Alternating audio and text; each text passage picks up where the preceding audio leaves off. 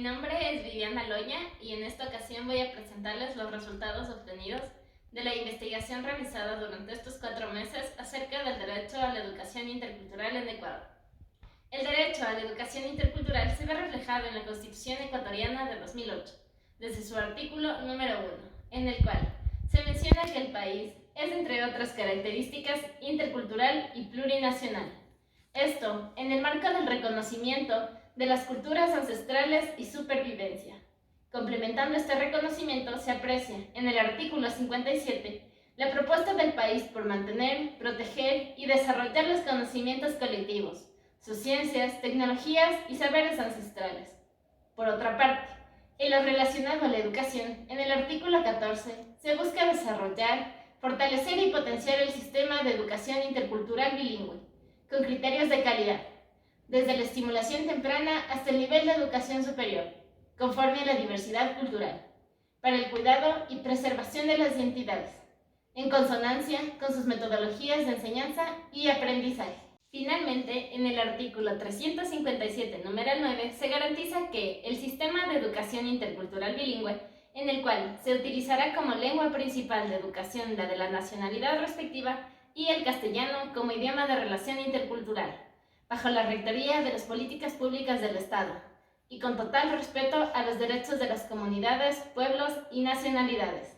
Y en su numeral 10, se asegurará que se incluye en los currículos de estudio, de manera progresiva, la enseñanza de al menos una lengua ancestral. En lo que respecta a convenios y tratados internacionales firmados por Ecuador, cabe destacar el convenio 169 de la OIT sobre pueblos indígenas y tribales en países independientes, mismo que en su artículo 27, numeral 1, menciona que los programas y los servicios de educación destinados a los pueblos interesados deberán desarrollarse y aplicarse en cooperación con estos, a fin de responder a sus necesidades particulares, y deberán abarcar su historia, sus conocimientos y técnicas, sus sistemas de valores y todas sus demás aspiraciones sociales, económicas y culturales. Y adicionalmente, en su numeral 3,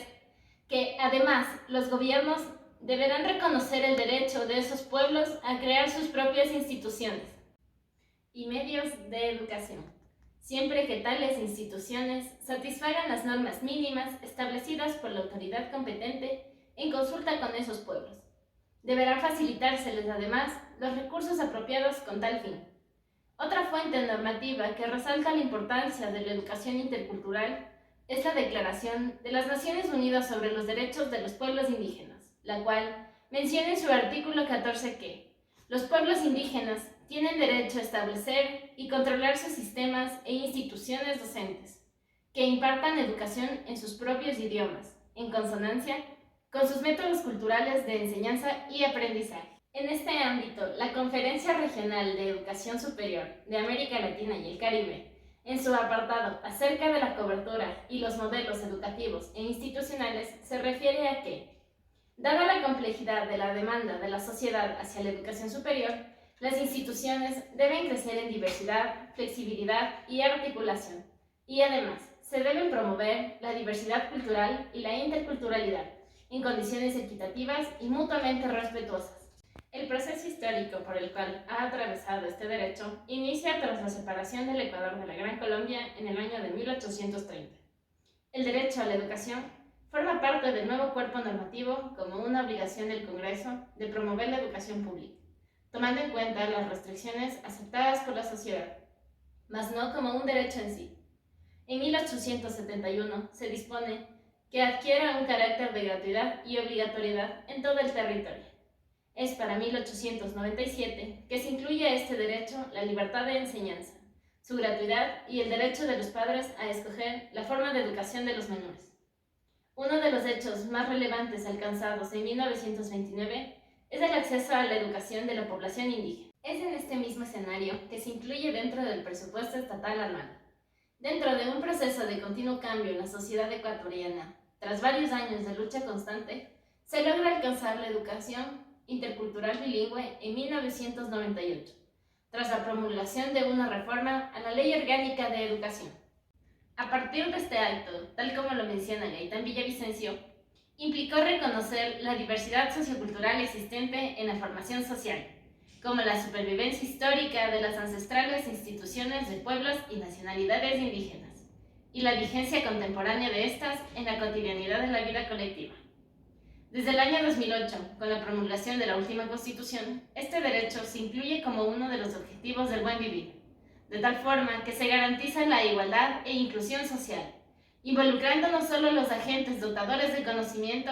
sino también a las familias y a la sociedad en general. En el momento en que se reconocen e incorporan los derechos colectivos de las comunidades, pueblos y nacionalidades indígenas, su implementación supone, además de su anexión a los ámbitos jurídicos y estatales,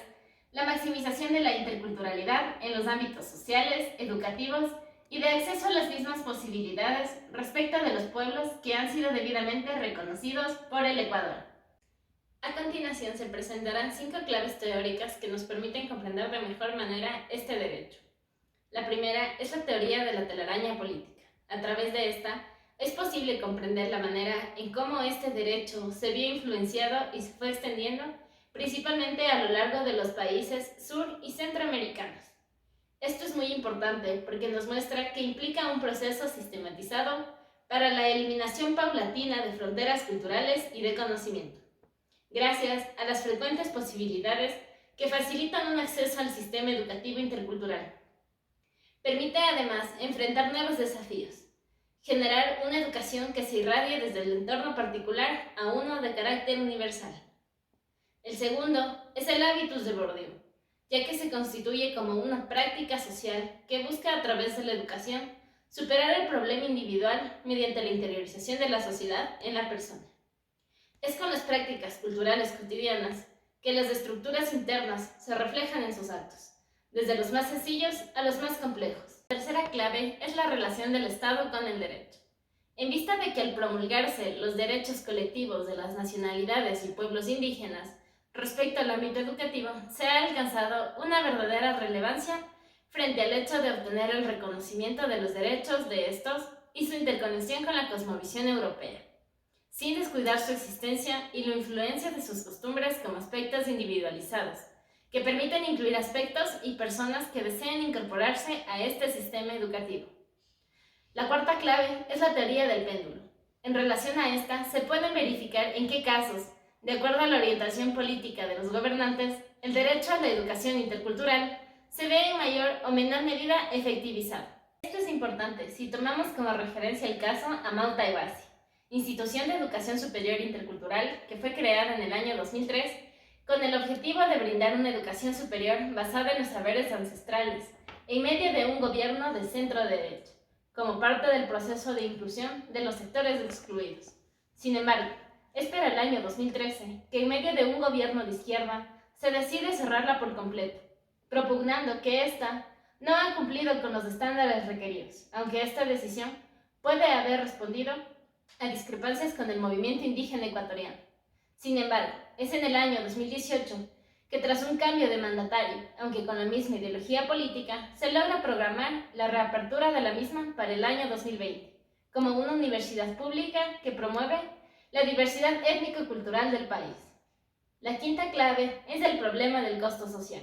Esta nos permite analizar cómo el derecho a la educación intercultural se ha visto relegado de cierta manera a la población en situación económicamente media-baja a baja. Esto se debe a que el sector al cual se orienta este derecho ha sido históricamente excluido. Por lo tanto, es muy difícil que el presupuesto requerido para alcanzar su verdadera eficiencia sea muy bajo o en su defecto no se lo considere dentro del presupuesto. Este hecho, a la vez que preocupa a los involucrados, incluye también a los demás habitantes del Ecuador, puesto que el costo social en el que se recae afecta directamente en la preservación de la cultura y sus tradiciones. Tras lo dicho y presentado anteriormente, podemos llegar a la conclusión de que aún falta un largo camino por recorrer para poder ver materializada la educación intercultural en todos sus niveles, y que además ésta sea de interés general en su acercamiento y conocimiento. Sin embargo, somos conscientes de los retos que este reconocimiento acarrea, puesto que aún la población no ha logrado asimilar por completo la coexistencia de distintas culturas. Y el primer paso a dar está reflejado en el rol que debe ejecutar el Estado, ya que en él recae el hecho de velar porque esto forme parte íntegra de la vida cotidiana, y es por sobre todo su obligación garantizar su acceso gratuito, ya que se ha tornado muy complicado obtener el apoyo del sector privado sin que esto haya tenido una comprensión previa.